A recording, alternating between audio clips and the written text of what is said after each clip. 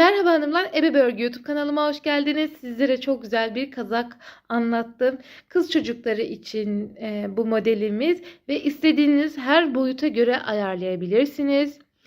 Zaten ilerleyen videolarda nasıl büyütebileceğinizi gösterdim. Kullandığım ip sarı için Alize Baby Best'in ipi. Kod numarası da 216. Kahverengi içinde tekrar Alize Baby Best. Kod numarası da 256. Çok güzel bir ton bu ve kaza efsane oldu. Bu iki renk uyumu çok yakıştı ve koyu kahverengi kullandım. Bu kazak elimdeki kazak 1-1,5 yaş içindir ve hemen ölçüyorum bedenini. Bakın 28 santim boyu 35, 36, hani 37 santim. Kol boyu da bakın 23-24 santim oluyor. Yani bu modeli çocuklarınıza göre ayarlayabilirsiniz, büyütebilirsiniz, hatta küçültebilirsiniz de. İlerleyen videoda ben güzel, detaylı anlatmaya çalıştım. Mutlaka elinizde elbise kalıbı olsun. O elbise kalıbına göre modeli büyüteceksiniz. Kullandığım tığ numarası da bakın tığın 4 numara olduğuna bakmayın. Burada 2,5 milim yazıyor. 2,5 milim yazan tığın kendi numarasıdır. Bu tığı kullanın ama dilerseniz 3 milim yazan tığlarda kullanabilirsiniz. Şimdi kahverengiden toplam 3 adet gitti. Sarıdan 1 adet yeterli oluyor. Şimdi hemen örgüye başlayalım. Şimdi motifimiz için önce kahverengi bölgeden başlayacağız. Toplam 4 tane zincir çekiyoruz. 1, 2, 3, 4. Hemen birinci zincirden tel aldım. Çıkış yapıyorum. Sonra bir zincir çektim. Şu an ezanın bitmesini bekliyorum. Ondan sonra çekeceğim. Şimdi hanımlar bir zincir çekiyorum. Bu sefer bu minik halkanın içine yalancı trabzan yapacağız. Yani önceki papatyamızda trabzandı ama bunda yalancı trabzan yapacağız. Çünkü çiçeklerimizin boyutunu küçültüyoruz. Daha küçük yapmak isteyenler de varsa sık iğne yapabilir. Toplam 12 tane yalancı trabzan yapıyoruz. 1, 2, 3, 4, 5, 6, 7, 8, 9, 10, 11 ve 12. Ve hemen ilk yalancı trabzanın tepesinden, yani biritinden, bakın şuradaki biritten giriyoruz. Tel aldık. Direkt çıkış yaptık. Ve ipimizi kesiyoruz. Şimdi sarı ipi takacağız. Hemen başladığım yerden, pardon, ters tutmuşum. Şöyle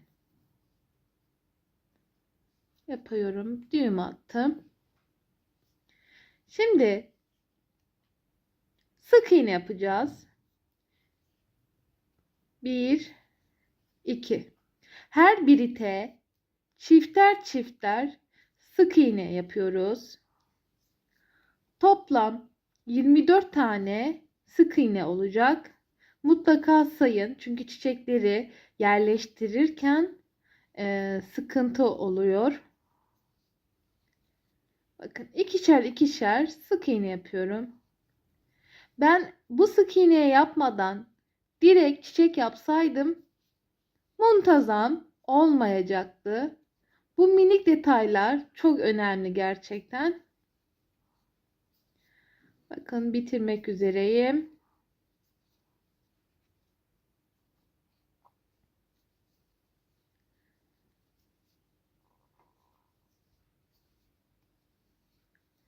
Şimdi sayacağım. Toplam 24 tane olacak. 2, 4, 6, 8, 10, 12, 14, 16, 18, 20, 22, 24. Evet. 24 tane yaptım. Şimdi hemen bakın buradan sık iğne tepesi, biriti, buradan direkt çıkış yapıyorum. Bakın zincir çekmedim. İşte sık iğne yapmadım. Şimdi bakın kaç tane sık iğne yaptığımı göstereceğim. Pardon, zincir çektiğimi göstereceğim. 1, 2, 3, 4, 5, 6. Toplamda 6 tane zincir çekeceğiz. 1, 2, 3, 4. Pardon. Önce bir sık iğne yapacağız. Sık iğne yapmayı unuttum.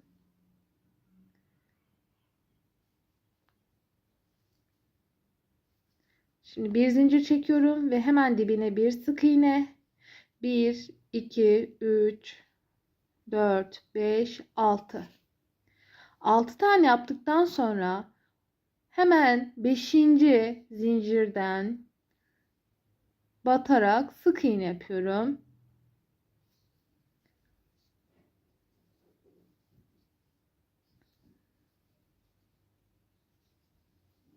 Bakın bu şekilde, bakın 1, 2, 3, 4, 5. 5 tane sık iğne oldu. Şimdi geldim. Bakın sık iğne yaptığım ilk yerine buradan tuttum, geçirdim, tel aldım ve direkt çıkış yapıyorum. Bu şekilde bakın sıfırlandı. Şimdi bir sık iğne, 2 sık iğne ve 3. 3 de zincir çekeceğiz. 5, 6 tane zincir çekiyoruz. 1, 2, 3, 4, 5, 6. Aynı bu şekilde toplam 8 tane yapacağız. Şu an 2 yaptım. 6 tane kaldı. Bakın hemen oluyor zaten. Ve hemen dibine batıyorum. Direkt çıkış yaptım. 1, 2 ve 3. Ve 1, 2, 3, 4, 5. Bu şekilde hemen çiçeği bitirelim. Evet, 8 tane yaptım. Şimdi bakın burada 2 tane kalıyor ve çok normal. Şimdi burada 3 tane olsaydı buradaki çiçeklerin aralıkları çok geniş olacaktı. Buraya da 2 tane sık iğne yapıyoruz. Ve bu şekilde bitiyor. Şimdi hanımlar bakın aradaki buradaki genişlikler fazla olmaması için burada 2 tane sık iğne kalacak. Şimdi bakın hemen şu bakın bu ilk sık iğnenin tepesi şöyle bitirdik. Şimdi bakın bu 5 tane sık iğne vardı ya burada. Hemen ilk bir tanesine sık iğne, hemen ikincisine yalancı trabzan, üçüncüsüne normal trabzan, dörde normal trabzan, ikili çıktık. Bakın sık iğne, yalancı trabzan, 2 tane trabzan. Şimdi 5. birite geldiğimizde toplam 3 tane buraya yapıyoruz. 2, 3. Bakın 3 tane yaptım. Şimdi geldim. Hemen karşıya geçiyorum. Sık iğnenin biritinden girdim. Buraya da 3 tane yapıyorum. 1, 2, 3. Şimdi 2 tane bakın. Bir trabzan. Bir daha. Bir trabzan. Sonra ne vardı? Yalancı trabzan. Sonra bir sık iğne vardı. Şimdi bakın bu 1, 2, 3 tane sık iğne var burada. 1, 2, 3. Hemen ortasına giriyorum. Tel aldım. Tel aldım. Bir tane sık iğne yaptım. Direkt de çıkabilirsiniz. Sık iğne de yapabilirsiniz. Şimdi hemen bakın 5 tane ya buraya. Hemen geliyorum. Bakın hiç zincir falan çekmeden direkt atlıyorum. Bir sık iğne, yalancı, 2 tane burada trabzan vardı. Şimdi 3 tane. Bu şekilde yaprakları yapalım, bitirelim. Geçiş noktasını da gösterdim size. Videoyu anlamadıysanız videoyu geri sarıp bir daha dinleyebilirsiniz. Şimdi yapraklarımı bitirip geliyorum hemen. Evet. Bakın son yaprağı yaptım. Sık iğnemi de yaptım. Şimdi buradaki sık iğneyi yapıyorum. Şuradan hemen böyle çıkış yaptım ve yaprağı bu şekilde kıralım. 1 2 3 4 tane yaptım. Şimdi hemen bakın bunun ortasından girdim. Direkt çıkış yaptım. Aynı şekilde 1 2 3 4. Hemen ortasından girdim. Direkt çıkış yaptım. 1 2 3 4.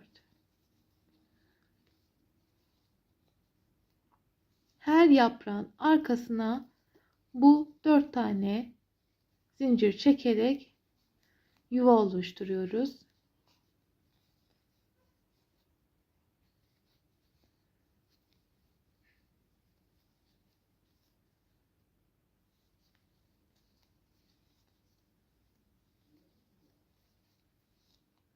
Zaten bu son işlem. Bundan sonra motife geçiyoruz.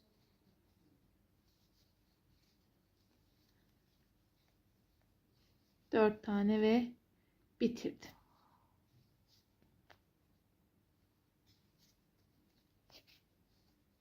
Evet, bakın bu şekilde. Bakın şuradaki hafif bir aralık var. Fark ettiniz mi? Bu işte 3 tane sık iğne olsaydı daha çok geniş duracaktı. Ama bu şekilde anlaşılmıyor. Bu şekilde yapraklarımızı yaptık. Bakın bu zincirler de motifi kahverengi olan motifi yerleştirebilmek için yapmak zorundaydık. Şimdi hemen bu kahverengi parçaya başlıyoruz. Şimdi hanımlar arka parçayı yapacağız. Böyle herhangi istediğiniz yerden başlayabilirsiniz. Ben buradan başlıyorum. Şimdi ilk başladığım yer köşe. Burası köşe. Tamam mı?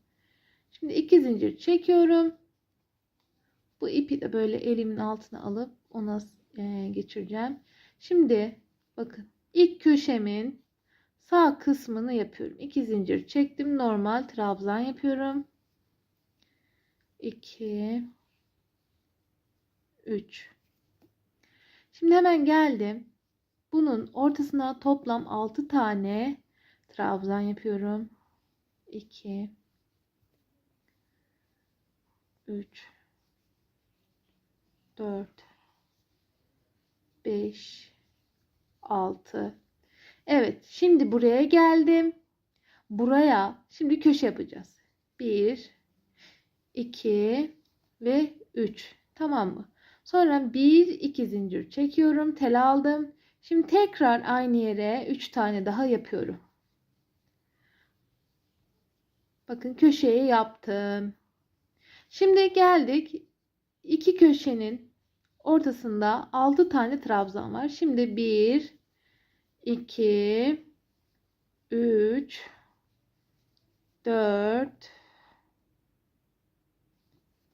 Şimdi 4 5 ve 6. Şimdi ne yapıyoruz? Köşeye geldik. Bu şekilde toplam 4 köşe yapacağız. 1 2 ve 3 takılıyorum, kusura bakmayın. Şimdi 3 1 2 zincir çektim ve diğer köşeyi de yapmış oldum. Bu şekilde son köşeye gelene kadar yapalım hemen. Bakın buraya 6, buraya köşe, buraya 6 ve köşenin sol kısmını yapacağız. Hemen buraya kadar gelelim. Evet, bakın geldik köşeye. Bakın demiştim ya, ilk başlarken köşenin sağ kısmını yaptık. Şimdi sol kısmını yapıyorum.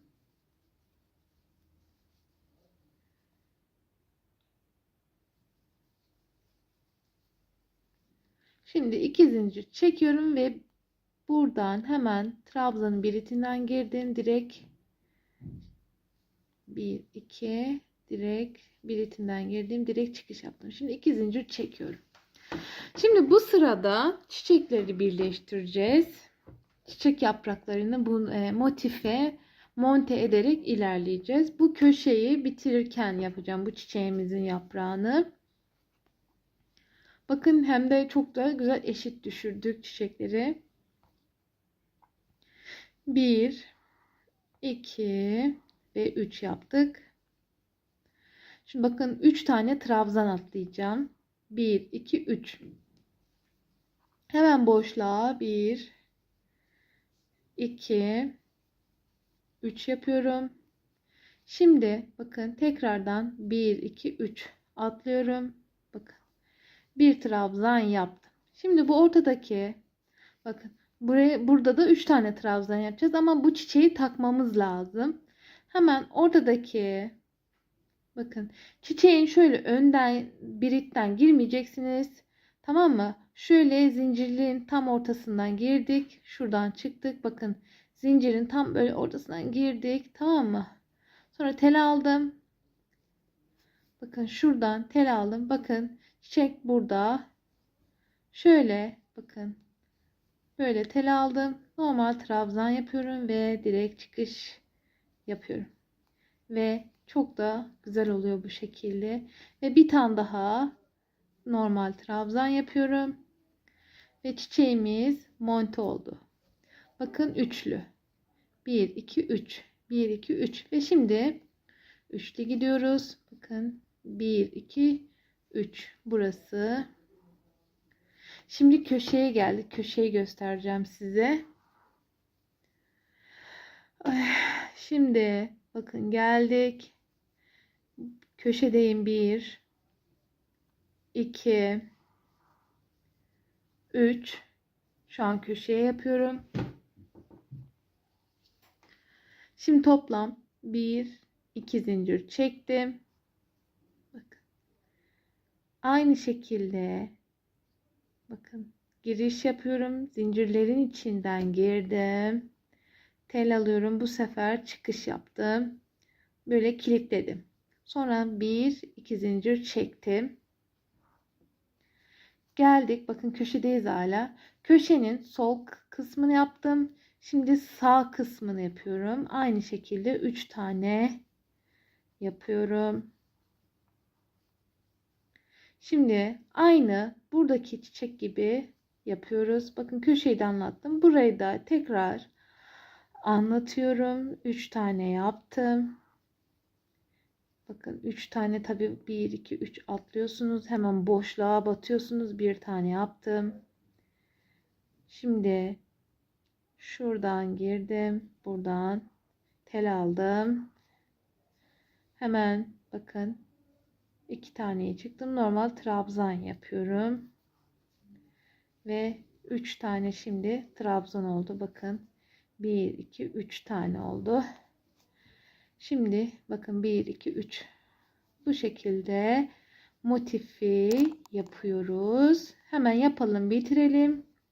Bitişe kenara gelelim. Şuradaki kenara gelelim hemen. Evet, bakın geldik köşeye. Bu yaprağı dedim ki sağ köşeye yaparken sol köşeye yaparken birleştireceğiz. Şimdi bakın 1 2 3 yaptım. Ne yaptık? 1 2 zincir çektik. Şimdi hemen buradan girdim. Direkt çıkış yapıyorum. Kilitledim. 1 2 zincir çektim. Ve hemen trabzanın bir itinden girdim. Tel aldım. Direkt çıkış yaptım. Bu şekilde motifimiz oluşturduk, bitirdik. Şimdi 2 zincir çekiyorum. Bakın. Burası köşeler. Bakın buralar köşeler. Bu köşeye 3 tane trabzan yapıyorum. 1, 2 ve 3. Şimdi bakın 3 3 atlayıp 3 3 trabzan yapacağız. Bakın 3 3 atlayıp zaten boşluklar belli. Boşluklara yapıyoruz. Artık bundan sonra motifi büyüteceğiz. Şimdi bu motiften dediğim gibi battaniye, işte hırka, atkı, yelek, her türlü istediğiniz modeli yapabilirsiniz. Şimdi küçük yapmak isteyenler varsa 1 yaş, işte pardon, yeni doğan 3 aylık 4 aylık diyelim bir hırka, bir yelek yapacaksınız. Diyelim bu son sıraya atmanız yeterli. Şimdi ben kazak yapacağım için ne yaptım? 2 sıra attım. 1 yaş kazak yapacağım. Ama 2-3 yaş yapmak istiyorum mesela. Bir sıra daha, bir sıra daha atacağım. O şekilde motifi büyüteceğim. Şimdi geldik, bakın bu köşenin solunu yaptık. 1-2 zincir çektim. Şimdi hemen sağ tarafını yapıyorum. Ve bu şekilde motifi tamamlıyoruz. Şimdi hemen ben başladığım köşeye geliyorum. Evet, bakın geldik sol köşeye, şimdi yapıyorum ve motifim bu şekilde bitiriyorum. 2 zincir çektim.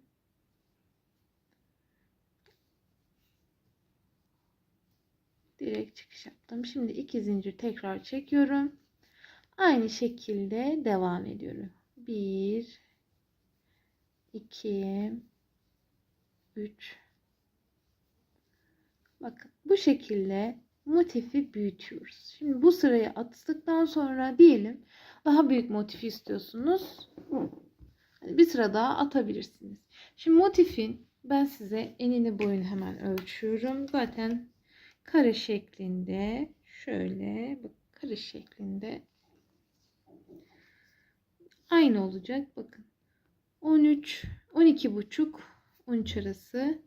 Bakın 12 buçuk, 13 arası. Motifin boyutu bu şekilde. Dediğim gibi hani bu, ben 1 yaş bir kazak çalışacağım. Benim için bu ölçü ideal. Ama işte 2 yaş yapmak isteyenler bir sıra daha motif yapsın. 3 yaş yapmak isteyenler bir sıra daha. 4 yaş yapmak isteyenler bir sıra daha. Yani kocaman bir kare şeklinde oluşuyor. Sonra bu motifleri yaptıktan sonra size hemen birleştirmeyi de göstermek istiyorum. Nasıl birleştireceğimi de motifler arasında çok pratik bir birleştirme göstereceğim. Çok basit.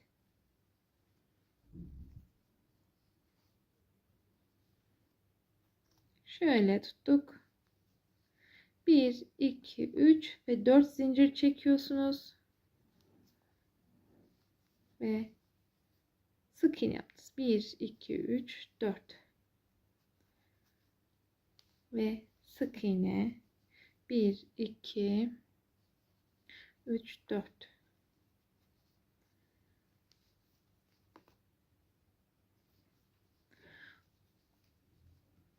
Bu şekilde de motifleri birleştiriyorsunuz. Evet hanımlar, toplamda bu şekilde 8 tane motif yapacağız. Bakın böyle 4 parça ön tarafa, 4 parça arka tarafa. Bakın ben birleştirdim bu şekilde. Şimdi size birleştirmeyi göstereceğim. Yakınlaştırıyorum hemen. 2 parça ön yüzleri birbirine bakacak. Bu şekilde. En kolay, en basit birleştirme yöntemi ve çok da güzel. Herkes bunu rahatlıkla yapacak. Şimdi bakın, motiflerin şu köşeleri var ya, oradan böyle, mesela ipinizi kesmediyseniz devam edebilirsiniz. Böyle çıktınız. Normalde ipi düğüm atarak da yapabilirsiniz. Şimdi toplam 1, 2, 3, 4 tane zincir çekiyorsunuz. Bakın iki tarafında iki boşluk kısmına denk gelecek şekilde sık iğne yapıyorsunuz. 1, 2, 3, 4. 4 zincir çekmemizin sebebi sıkmasın diye. 3 zincir yaptığımda bu zincirler kasıyordu. Ama 4'te kasmıyor. Gayet tam böyle ölçüsü oturuyor. 1, 2, 3, 4. Bakın şu ikisinin boşluğundan bakın hiç tepeye batmıyorum. Direkt birleştiriyorum sık iğne ile.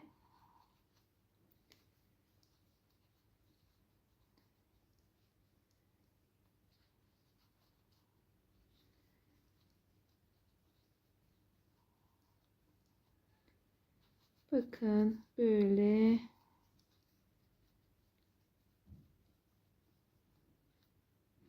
Ve son köşeye geldik. Ve bir tane zincir çekerek kilitliyoruz.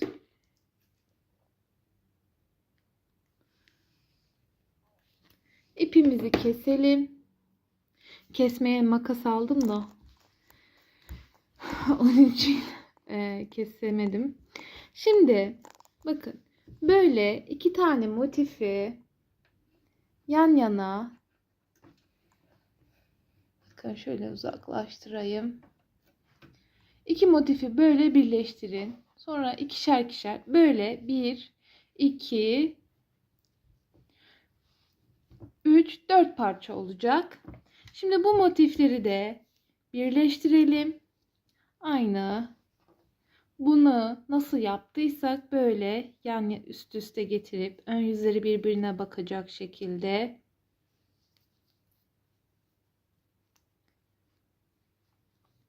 hemen düğüm atıyorum ve birleştiriyorum.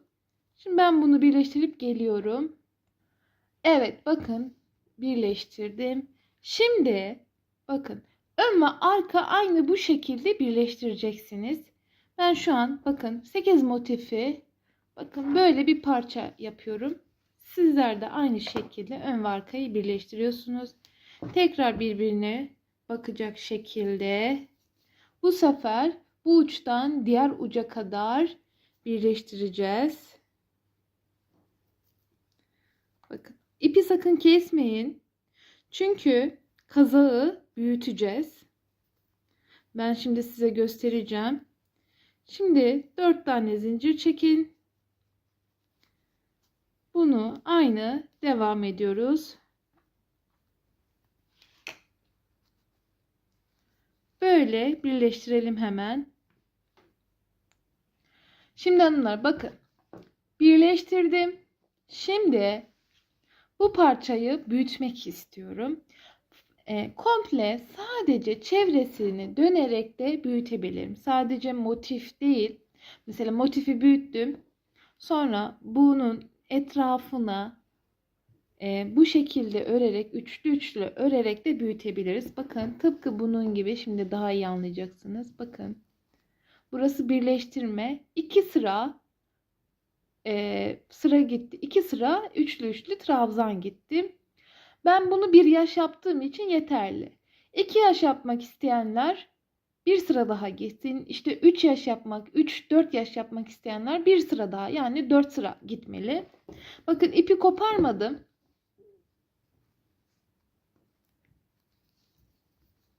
Şimdi bakın şu köşeler, burası bizim başlangıç noktamız. Buraya, bu boşluğa 3 tane yapıyorum. 2 zincir çekmiştim. Sonra gelince, bitirince de buraya 3 tane yapacağım. Bakın normal devam ediyorum boşluklara.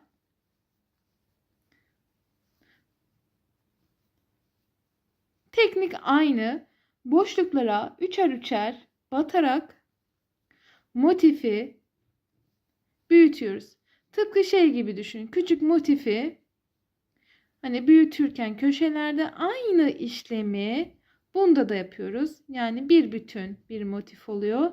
Sadece birleştirme yeri tam ortası oluyor. Fazla ip atığı olmasın diye oradan başladım. Şimdi köşeye geliyorum. Bakın şimdi köşeye geleceğim. Az kaldı. Videoyu da bitirmek istemiyorum. 2 ve 3. Aman buraları üçer üçer yapın. Bazen 2 tane yaptığım oluyor ve sökmek zorunda kalıyorum. Evet, bakın geldim köşeye. Farklı bir işlem yok. 1, 2 ve 3. 2 zincir çektim. Tekrar köşeye 1, 2 ve 3. Ve bakın hiçbir şekilde değişiklik olmuyor. Gerçekten çok güzel oluyor. Aynı bakın böyle geliyorsunuz. Bakın buradaki boşluklara da 3 tane buraya 3 tane buraya geliyorsunuz. 3 trabzan 2 zincir 3 trabzan. Böyle komple çevresini bakın komple çevresini yapıyoruz, bitiriyoruz, buraya geliyoruz. Sonra bir sıra daha gideceğim ben. Ama dediğim gibi 6 aylık falan yapmak istiyorsanız sadece bir sıra gitmeniz yeterli. Ama 1 yaş, 1,5 yaş giysin istiyorsanız 2 sıra gitmeniz yeterli olacaktır. Yani bu modeli her yaş grubuna ayarlayabilirsiniz. Motifleri mesela şu çiçeğin motifindeki bakın şu aralıkları biraz daha geniş olmasını istiyorsanız ve biraz daha büyük yapmak istiyorsanız normalde bakın arkaya baktığım zaman 1, 2, 3, 4 sıra gittim. Siz işte her yaş grubuna birer sıra fazla örerek motifi kendi büyütürsünüz. Sonra birleştirdikten sonra aynı şekilde de çevresini büyütebilirsiniz. Hani bana yazıyorsunuz nasıl yapacağım, nasıl edeceğim. Hani videoları atlamadan lütfen dinleyin. YouTube'un ayarlar kısmında bakın video sekmesini izlediğiniz zaman ayarlar da video hızlandırma var. Normal var, 1.25 var, 1.75 var. 1.75'ten izleyin mesela. Hani bazı yerleri kaçırmamak adına 1.75'te izleyin, hızlandırılmış oluyor. Hızlı anlatıyor. Yani bu diyelim bu parçayı ördünüz. Şimdi size örnek göstereceğim. Elimde böyle bir çocuk kazağı var. Biraz daha uzaklaştırmam gerekli size daha iyi anlatabilmek için. Şimdi bakın bu elimdeki kazak 1 yaş, 1,5 hatta 2 yaş. Bakın hatta bakın bayağı büyük bir parça örmüş. Mesela böyle bir parçayı ördünüz, koydunuz. Bakın tam düştü. Tam yani. Bakın. Şöyle göstereyim. Yani alın elinize bir penye, bir kazak, bir hırka. Bu motifi böyle üzerine koyun. Ondan sonra şuradan omuz yapacağız mesela biz. Buradan bakın şöyle bakıyorum şu an. Şu kadar bir açıklık yeterli oluyor. Buradan sonra omuz yapacağım mesela. Hani o şekilde ayarlayacaksınız. Hani bu elinizde bir elbise kalıbı mutlaka olmalı. Hani diyorsunuz bana 5 yaş, 6 yaş işte bazen 10 yaş, bazen büyük beden nasıl yaparım diyorsunuz. Elinizde böyle bir parça olsun mutlaka. Bu parçaya göre motifleri büyüteceksiniz. Şimdi bunun komple çevresini yapalım. Ondan sonra bir sıra daha atalım. Omuza geçeceğiz. Şimdi ilk sırayı attım. Şimdi ikinci sıraya geçeceğim. Bakın bu boşluklara da 3 yaptım. Ve birleştiriyorum. 1, 2 zincir çektim.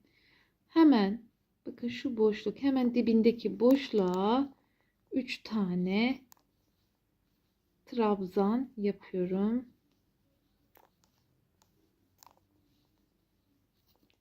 Bakın diğer köşelerini de bakın boşluklara ikişer tane bu birleştirme yerleri var ya zincirlerin olduğu yeri. Buralara da 3 3 yapıyoruz. Köşeler aynı. Bakın motifi devam ediyor. Hiçbir farklılık yok. Anlaşılmıyor bile. Bu şekilde devam edeceksiniz. Şimdi ikinci sıraya atacağım. Tabii daha büyük yapmak isteyenler 3 ve 4, 5, 6 istediği gibi atabilir.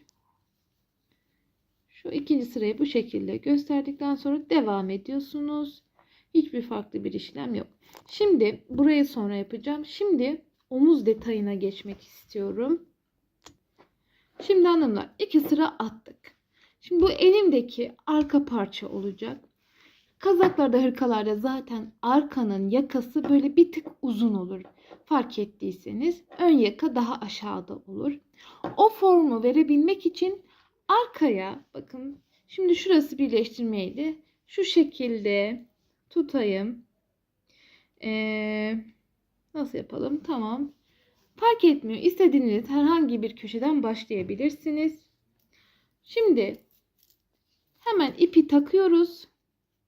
Şu köşeden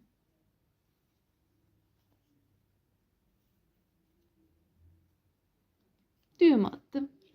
Arka parçaya 2 sıra ya da 3 sıra bu şekilde parça örmem lazım. Arkadaki o uzunluk formu verebilmek için. Şimdi duruma göre ya 2 ya 3 sıra atacağım. Şimdi burası köşe olduğu için bakın buraya bir trabzan yapıyorum.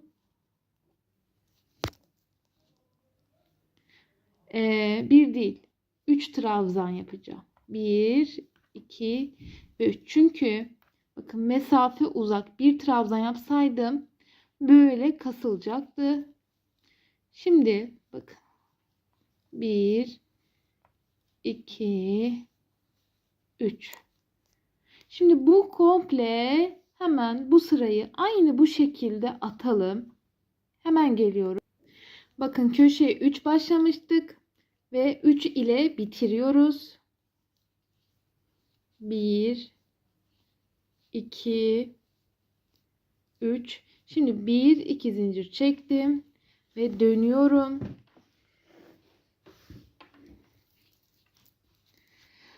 Köşeye bir tane bakın bir tane trabzan yaptım.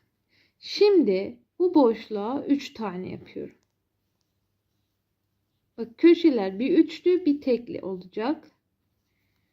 Şimdi devam edelim. Bu sırayı da aynı devam ediyoruz, bitirelim. Bakın buradan şuraya kadar gidiyoruz. Dönmek zorundayız yani. Bu kenarlara sakın dönmeyin. Geri döndüm. Burası arka kısmın omuz kısımları.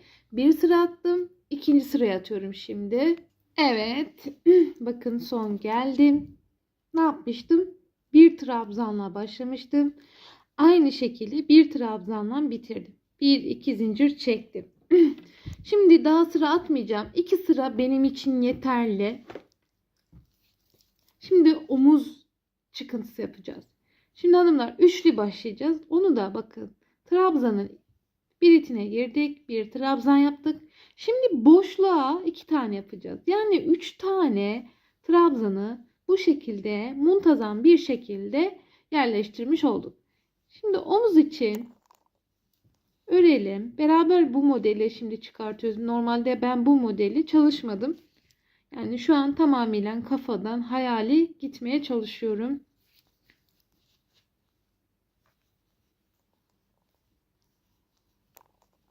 Zaten olmayınca beraber sökeceğiz. Beraber yapacağız. Şimdi bakın omuzu yapıyoruz. Bakalım. Biraz daha.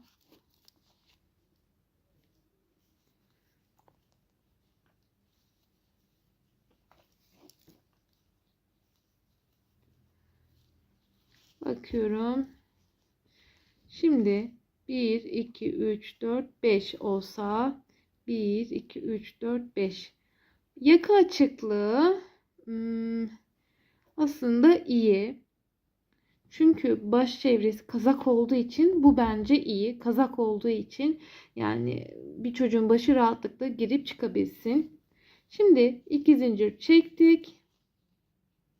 Bakın bu arada üçlü başladık, üçlü bitirdik. Aynı şekilde döndüm. Şimdi ne yapıyorum? Bir tane trabzan yapıyorum. Sonra boşluğa geldim. Bakın 1, 2 ve 3. Omuz detayını da bu şekilde yapacağız. Şimdi diğer sıraya gideceğim.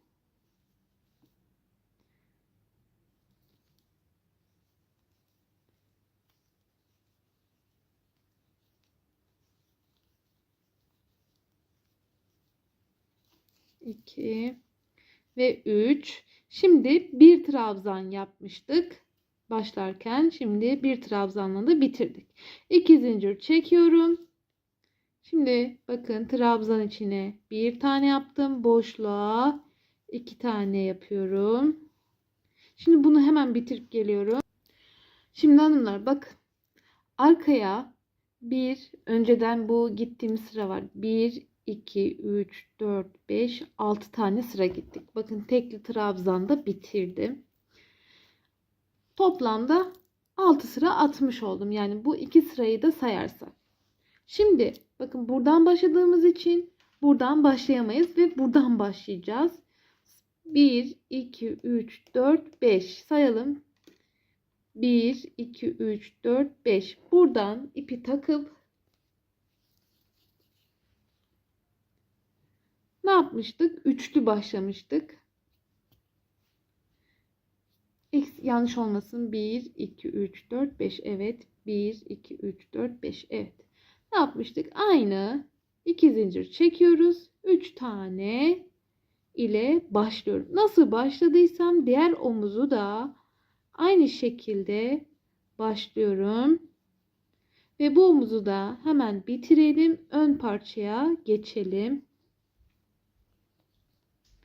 Bakın 4 sıra ördüm. Size 4 sıra örüp bitirin. Sonra ön parçaya geçeceğiz.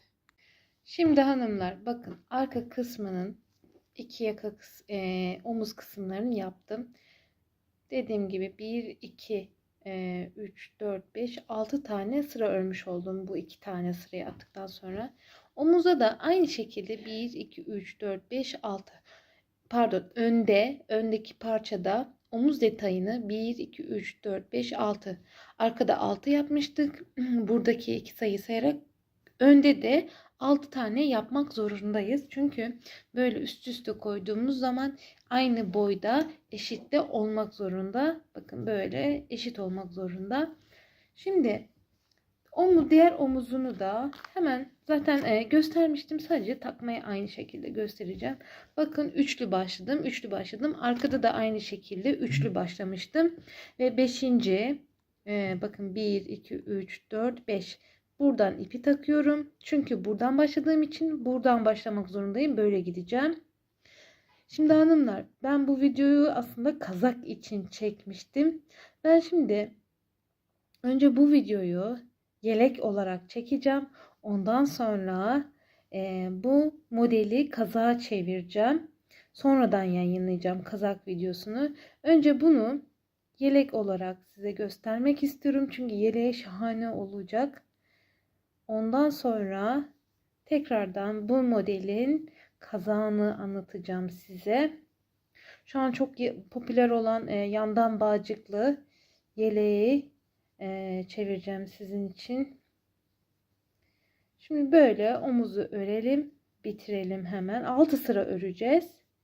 Çünkü arkada da 6 sıra örmüştük ama hani karıştırmayın diye söylüyorum yine. Bakın 6 sırayı bu 2 sırayı sayacağız. Çünkü buraya 2 ekstra fazla gitmiştik. Çünkü işte hani yeleklerde olsun, kazaklarda, hırkalarda olsun hep arka üst kısımdadır. Ön yaka daha aşağı kısımdadır. O formu verebilmek için o şekilde yaptık. Şimdi aynı bakın farklı bir işlem yok. Aynı nasıl arkayı yaptıysak bakın devam ediyoruz. Bakın 3 başladım. Şimdi bir trabzan yapıyorum. 1 yapıyorum. 1 2 3. Çünkü bir başlamıştım. Şimdi devam ediyorum. Hemen burayı öreyim. Geliyorum. Evet bakın bir başlamıştık. Şimdi bir bitiriyorum. 1 2 zincir çektim, döndüm. Şimdi ne yapıyorduk? Trabzanın içine bir tane batıyorduk. Sonra hemen boşluğa batıyorduk. Bu şekilde toplam 6 tane örelim. Bu ördüğüm parça ön parçadır. Bak. 6 sıra örelim. 1 2 3 4 5 6. Şimdi hemen örüp geliyorum. Şimdi bakın omuzu bitirdim. 6 sıra ördüm. Bakın tekli trabzanla kenarları oluyor. Bak, bu arka parçanın da tekli trabzan kenarları. Şimdi hanımlar omuzları birleştireceğim. Ben ipleri koparmamıştım fazla ip atığı olmaması için. Şöyle omuzları birleştiriyoruz. Bakın kazakla yapacağımız zaman aynı bu şekilde omuzları birleştiriyoruz. Farklı bir işlem yok. İki parçayı bakın böyle ön yüze yaparak birleştirelim.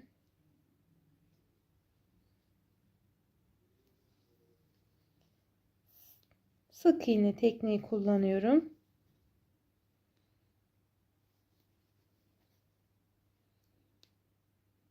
Mesela hırka da yapabilirsiniz.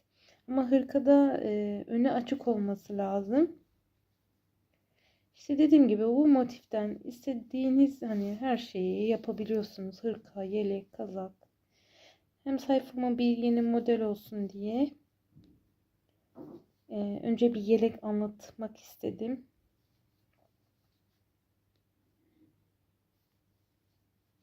Sırayla gittikten sonra böyle sık iğne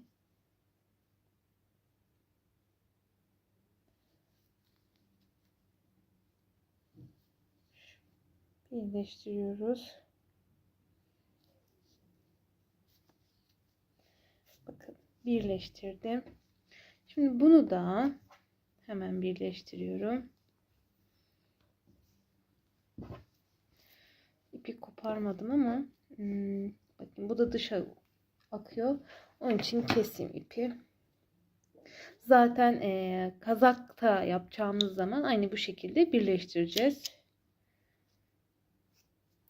Şimdi bunu da birleştirip hemen geliyorum. Evet hanımlar, şimdi omuzları birleştirdik. Şimdi yanları da birleştireceğiz. Aynı 3 zincir pardon 4 zincir çekerek bu dibinden bakın şöyle tutuyoruz. Şöyle bakın köşelerini eşit şekilde yaptım.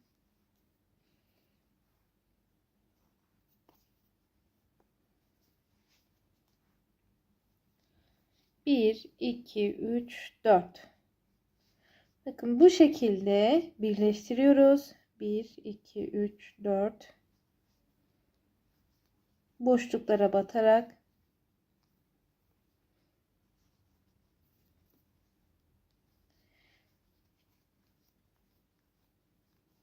şimdi buradan bakın kol yapacağız ya, şuraya kadar bakın şu, ya kolu çok geniş olmasını istiyorsanız yani şuraya kadar yapabilirsiniz. Ama ben buraya kadar yapmayı düşünüyorum. Siz de işte buraya kadar birleştirin. Sonra diğer kısmı da aynı şekilde buraya kadar yapalım. Ondan sonra geliyorum. Şimdi hanımlar bakın yan kısımları birleştirdim. Şöyle güzel bir kazak oldu gerçekten. Bakın şöyle birleştirdim. Şimdi kolu örmeye başladım. Kola da aynı üçlü üçlü yapacağız. Şimdi ben size göstermek istiyorum. Normal bakın takıyorsunuz bu boşluktan.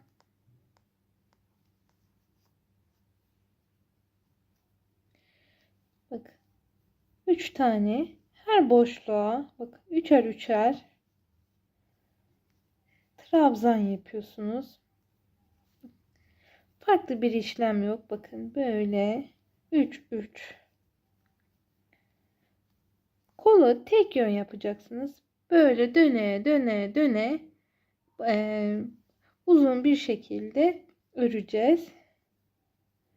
Şimdi şu omuzu da göstereyim size. Bakın normal devam ediyorsunuz. Üçlü üçlü. Bakın bu boşluklara üçer üçer yapıyorsunuz. Bakın zaten buraya geldiniz. Buraya battınız. Sonra bu boşluklara batıyorsunuz. Şu boşluklara yapıyorsunuz. Bakın göstereyim ben size hemen burada. Ben biraz çalıştım. Geldim bakın. Bakın. Boşluklara 3 3 yaptım. Normal bakın 1 2 3 4 şu an 4. sırayı mesela örüyorum. Bakın 3 3.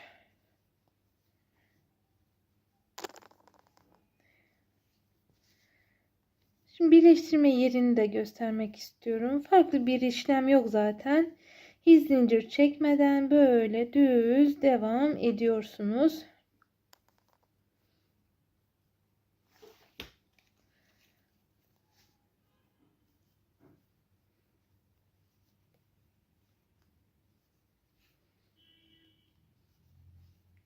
Devam edelim. Şimdi ek yerine geliyorum. Az kaldı. Evet, son üçlü yapıyorum şu an ve son 2 tane üçlüm kaldı. Evet. Evet, şimdi bak normal 3 tane yapıyorum. Zaten bu ek yeri böyle birer sıra geri geri gidiyor. Yanlış yapmıyorsunuz. Şuradan geldim, birleştirdim, 2 zincir çektim. Şimdi direkt hemen altından 3 tane trabzan yapıyorum. Bu şekilde kolu örelim. Sonra manşetini yapacağız. Sonra da yakasını göstereceğim size. Evet hanımlar, bakın kolu ördüm. Şimdi toplamda 1, 2, 3, 4, 5, 6, 7, 8, 9, 10, 11, 12, 13, 14, 15, 15 sıra ördüm. Çünkü bakın böyle şirin bir uzun kol yapacağız. Sonra fırfır gideceğiz. Bakın burada çok farklı bir teknik kullandım. Bunu yapacağız. Bunu yapmadan önce kestirme size göstereceğim. 2 2 kestirmemiz lazım. Bu çok basit. Farklı bir işlem yok. Şimdi örelim hemen burayı. Birleştirelim. Şimdi bir zincir çektim. Şimdi hemen bakın bir tane aldım. Hemen geliyorum diğer bir ritme. Bir tane daha tel aldım. İkisini bir çıktım. Bakın hep bu şekilde bir aldım. Bir aldım. Bir çıktım. Bakın böyle 2 tane alıp tek çıkıyorsunuz. Yani 2 tane trabzan biritini tek bir birite düşürüyoruz. Bakın birer, yani 2 tane trabzanı bir tane yapıyoruz. Bu şekilde manşet bölümü küçülüyor. Mesela bu kadar geniş yapmayanlar varsa kolu bir tane kestirsin, bir tane de normal sık iğne yapsın. Böyle komple kolun çevresini yapalım hemen. Evet bakın son bir tane kaldı. Oraya da bir tane sık iğne yaptım ve bitirdim. Şimdi birleştiriyorum. Şimdi 2 zincir çekip komple bunun etrafını normal trabzan yapıyorum. Bakın. Bildiğiniz trabzan. Bundan sonra lastik yapımına geçeceğiz. Ama bu sefer çok farklı bir lastik. Normalde hep bir önden bir arkadan yapıyordum. Ama bu farklı, ilk defa anlatacağım sizlere.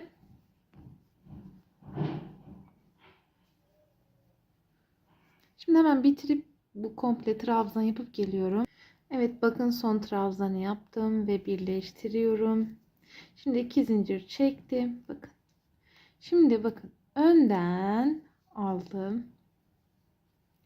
Hep bu şekilde tam trabzanın bakın ortasından böyle boşundan girdik, önden alıyoruz. Farklı bir işlem yapmıyoruz ama bu çok güzel duruyor.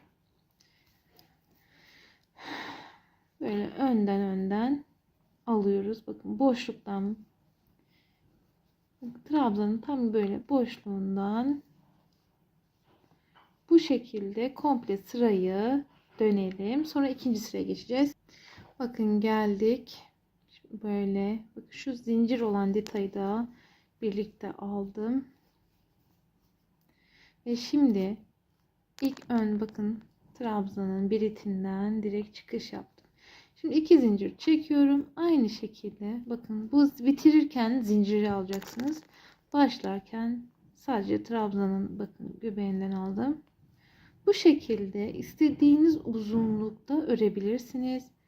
Ben işte 6-7 sıra gittim. Sizler de isterseniz işte 6-7 sıra daha fazla gidebilirsiniz. Bilek kısmı uzun lastik formu olmasını istiyorsanız diyelim 10 sıra da gidebilirsiniz. Yani çocuklarınızın kollarına göre bu uzunluğu ayarlayabilirsiniz. Ben şimdi bu kolu bitirip manşet kısmındaki fırfır detayını göstereceğim. Zaten en son bir sık iğne tekniği var. O sık iğne tekniğini göstereceğim size. Ben hemen birkaç sıra attıktan sonra geliyorum. Şimdi bakın toplamda ben 5 sıra gittim. Benim için ideal bir ölçü. Dediğim gibi siz 6, 7, 8 sıra gidebilirsiniz. Bakın şöyle sayabilirsiniz. Bakın içeride katman oluşuyor. Bakın 1, 2, 3, 4, 5. Şimdi aynı şekilde yapacağız ama bu sefer sık iğne tekniği uygulayarak. Çünkü fırfırı yapacağımız için sık iğne yapmak zorundayız. Şimdi bakın sık iğneyi de böyle bakın boşluk var ya gene aynı şekilde bu şekilde yapıyoruz. Tel aldık direkt çıktık. Normal trabzan değil de bakın tepelerine değil gene aynı şekilde boşluklara sık iğne yapalım. Böyle komple bitirelim. Ondan sonra ipi keselim. Sonra sarı fırfırına gideceğiz. Şimdi bu uyguladığımız işlemi aynı şekilde yakaya yapacağız. Fakat yakada önce bir sık iğne gideceğiz. Sadece köşelerde falan artırma yapacağız. Onların hepsini size göstereceğim. Bakın böyle devam edelim.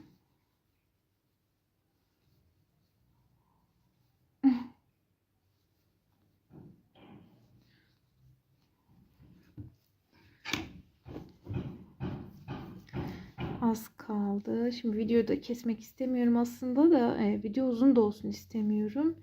Evet çok az kaldı. Bitmek üzere. Evet bakın bitti. Şimdi son bakın zincirle birlikte de alıyorum ve buradan direkt geçiş yapıyorum ve kilitledim ve ipi kesiyorum. Şimdi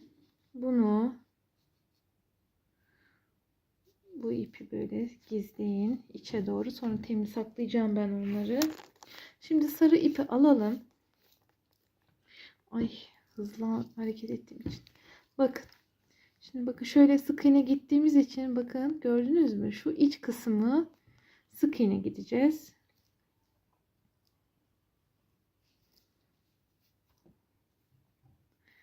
Şimdi sık iğne tekniği kullanacağım. Bir tane sık iğne önce. Şimdi ikinci sık iğne. Bir toparlayamadım. Şimdi ikinci sık iğne. Şimdi 3'e bakın 1 2 3. 2 tek yapacağız. Bakın. 1 2 sonra üçüncü 3 tane aynı yere sık iğne yapıyoruz. Bu şekilde komple bu sırayı tamamlayalım. Bakın 1 2 şimdi 1 2 ve 3. Şimdi hemen bitirip geliyorum. Evet bakın bitirdim, birleştirdim, bir zincir çektim. Şimdi bakın tekli olanlara 1 2. Şimdi şu üçlü var ya trabzan, onların tepelerine 1 2 1 2 çifter çifter yapıyoruz. Toplam 6 tane olacak. 3 bakın 3'ün üzerine çifter çifter yapıyoruz. Bu şekilde fırfır oluşturuyoruz. Bakın 1 2 tekli. Şimdi 1 2 ikişer ikişer sık iğne yapıyoruz. 1 2 1 2. Bakın böyle sırayı tamamlayacağız. Bu fırfırdaki volümü veriyor bu detay. Çifter çifter yapıyorum. Zaten bakın oluşmaya başladı. Bakın oluşmaya başladı. Şimdi hemen bunu bitirip sonra son bir sıra var. Evet bakın birleştirdim. Zaten birleştirmeme gerek, göstermeme gerek yok ama bakın şuraya da son bir sık iğne yapıp normal bakın birleştirme şu şekilde. Farklı bir işlem. Şimdi bakın bu biritin içine değil de şu kenardaki bak zincirin içinden girip şu şekilde zincir yürütmesi yapalım. Bakın böyle zincir yürütüyoruz. Bunu yaptık. Bunu yapınca daha güzel oldu benim gözümde. Dilerseniz bunu yapmayabilirsiniz de ama yaparsanız iyi olur. Daha güzel olur. Böyle son bitiriş oluyor bu. Bitiyor bu şekilde. Bunu böyle gidin komple çevresini bitirin. Bakın. Bunun komple çevresini aynı devam ettim. Şimdi yakaya geçmeden önce şu hemen altını da size göstermek istiyorum. Aynı koldaki işlem gibi ben burayı size anlatacağım. Ama kolda nasıl yaptıysak aynı o şekilde yapacağız. Şimdi hanımlar bakın. Biz bunda sık iğne yapmayacağız. Direkt bakın arka orta kısmına ipi taktım. Normal bakın trabzan yapıyorum. Normal trabzan yapacağım. Sonra kolda ne yapmıştık? Trabzanları önden almıştık. Aynı koldaki işlemi bakın. Böyle normal komple çevresini trabzan gidiyorsunuz. Sonra aynı bu koldaki lastik formunu yapacaksınız. Ben bunda 5 sıra gitmiştim. Siz de dilerseniz bu alttaki yeri 5 sıra gidebilirsiniz. Şimdi komple çevresini bakın böyle komple çevresini trabzan yapalım. Evet bakın son trabzanı da yapıyorum. Şimdi şuraya da bir tane yapayım. Çünkü boşluk ayrık gibi oldu. Şöyle yaptıktan sonra aynı koldaki gibi yapacağız.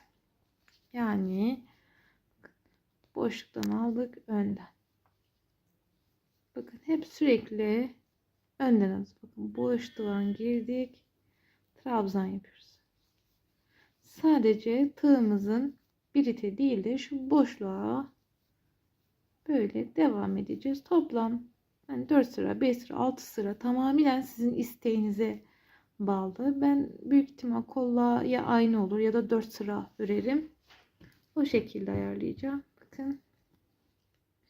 Böyle kazağın etek ucunu tamamlayalım. Bitirelim. Sonra yaka kısmına geçeceğiz. Evet hanımlar kollarımız bitti. Bakın son yaka kaldı. Bakın altını da bitirdim.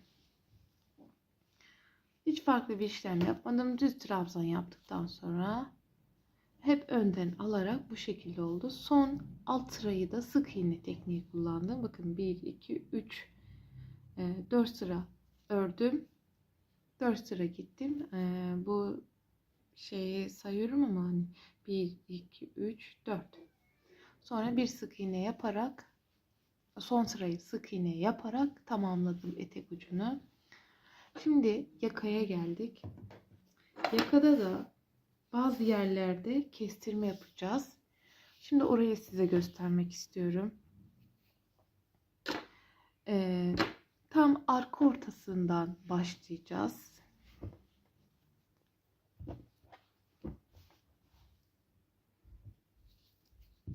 Tam arka ortası burası.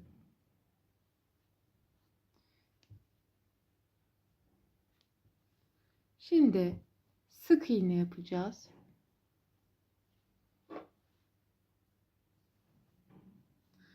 Bak, sık iğne yapıyoruz. Şimdi bu 4 köşe olan yerlere geldiğimizde sık iğneye de kestirme yapacağız.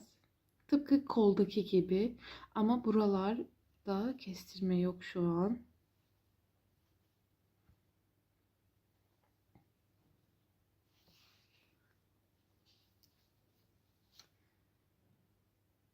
Bakın.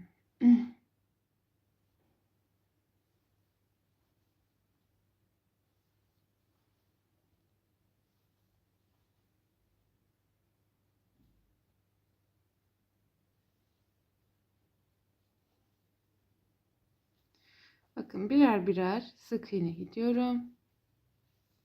Bak köşeye geldik. Bu köşede şimdi sökelim. Bir iki tane tepe kaldıktan sonra bu şekilde bakın tel aldım. İkinci sıraya geldim. Tepeye geldim. Tel aldım. Ve direkt çıktım. Şimdi burada da aynı şekilde tel aldım. Buraya battım. Tel aldım. Direkt çıktım. Sonra üçer tane köşelerde kestirme yapacağız. Direkt çıkış yaptım. Şimdi düz birer birer sık iğne yapıyorum. Bakın. Farklı bir işlem yapmıyorum. Böyle her trabzan bir ortasına bir buradaki birite tepe noktasına batıyorum.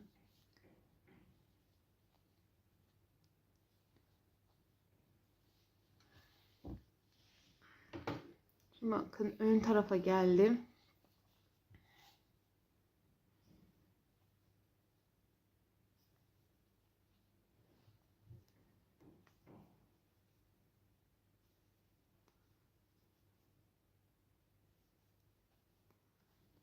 Şimdi kestirme yapacağız. Bir iki tane daha attıktan sonra.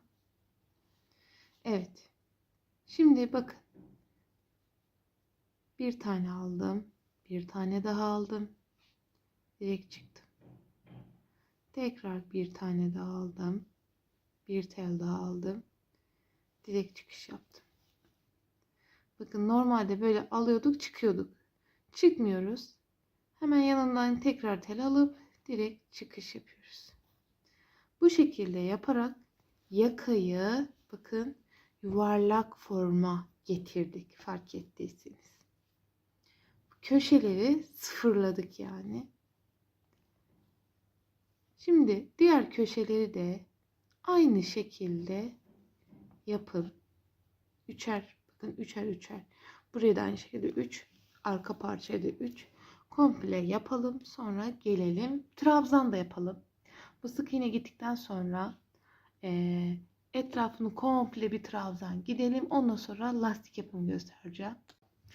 Evet hanımlar bakın sık iğne gittikten sonra komple yakayı trabzan gittim. Son birkaç tane bıraktım göstermek adına.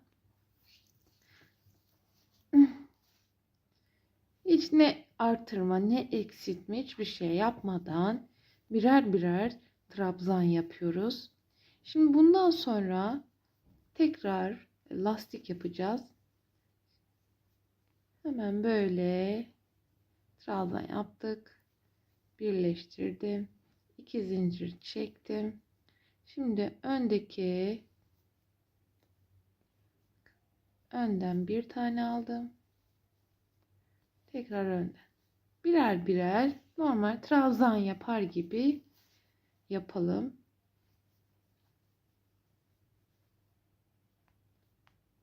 Bakın bu şekilde komple çevresine dönelim. Tek tek alıyorsunuz.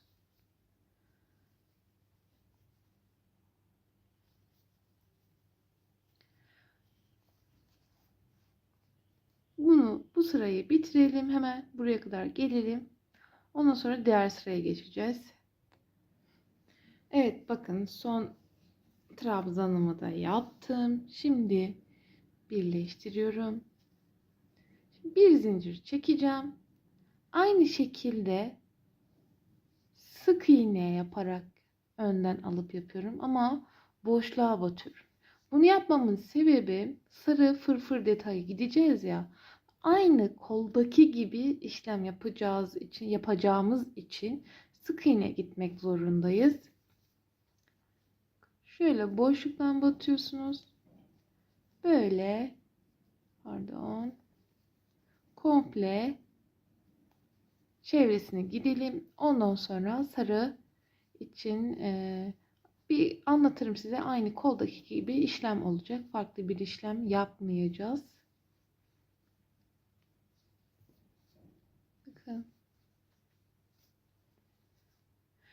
Bunu böyle komple çevresine, yakanın çevresine gidelim. Evet, son sık iğne yaptıktan sonra birleştirdim ve ipimi kesiyorum. Şimdi sarı fırfırlara gitmek için aynı koldaki gibi yapacağız. Şunu şöyle alttan geçireyim. Bakın. Sık iğne gitmemin sebebi, şimdi burada fırfır koysaydım kötü olacaktı. Böyle sanki iç taraftan fırfır çıkar gibi yapacağız. Şimdi şu bakın. Bu değil de bakın. Bu trabzanın tepesi. İkinci sıradaki trabzanın tepesi. Oradan ipimizi takalım.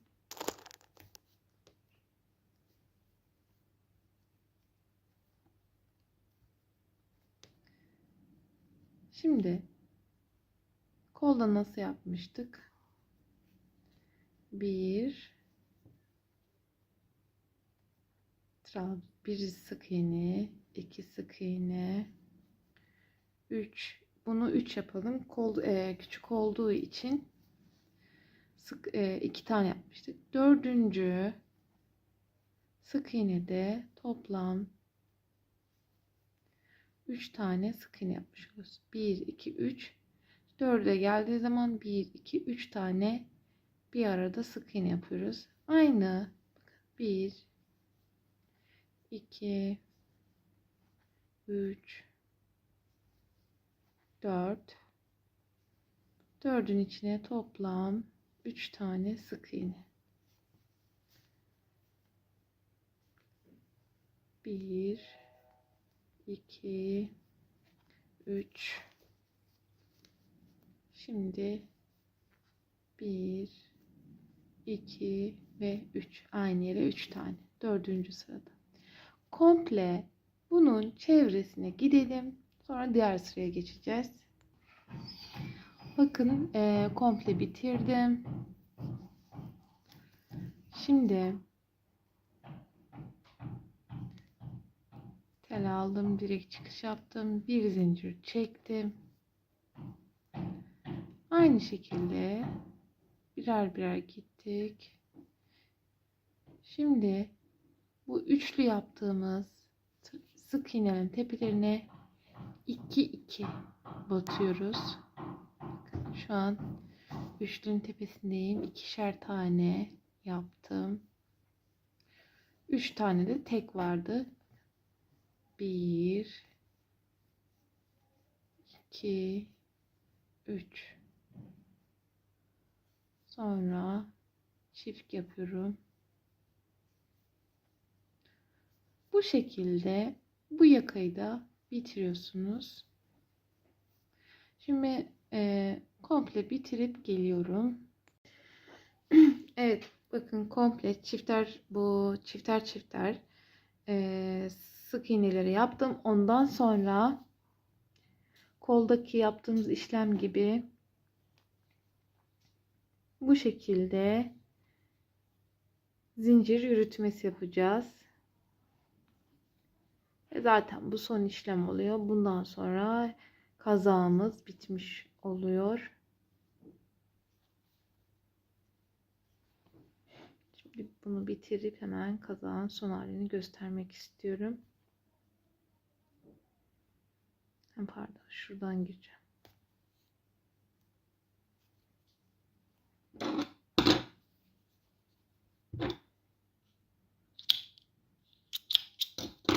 Ve kazağımız bitti hanımlar. Şöyle göstermek istiyorum. Şuraları güzelce temizleyeceğim. Bakın çok güzel. Kazak oldu gerçekten. Buralar böyle fırfır. Kolları da aynı bu şekilde. Bunları güzel sakladıktan sonra gözükmeyecek. Bakın böyle de olabiliyor. Ve kazağımız bitti hanımlar. Bu bağcığı da isterseniz yapın. 2 kat ipi bir araya getirip zincir çekerek yapabilirsiniz. Bu şekilde hanımlar kazağımız oldu. Ben bir de hemen size de ölçü vermek istiyorum. Bakın. Eni 28-29 santim. Omuzdan boyu da 37 santim. Koltuk altından kolu da ölçtüğümüz zaman 23 santim oluyor. Yani rahatlıkla 1 yaş, 1,5 yaş yani giyebilir. İşte 8-9 aylık bebeklere biraz büyük olur. Yani modeli siz istediğiniz gibi büyütüp, küçültüp her yaş grubuna göre ayarlayabilirsiniz. Benden bu kadar. Bir başka videoda görüşmek üzere. Herkese şimdiden kolay gelsin.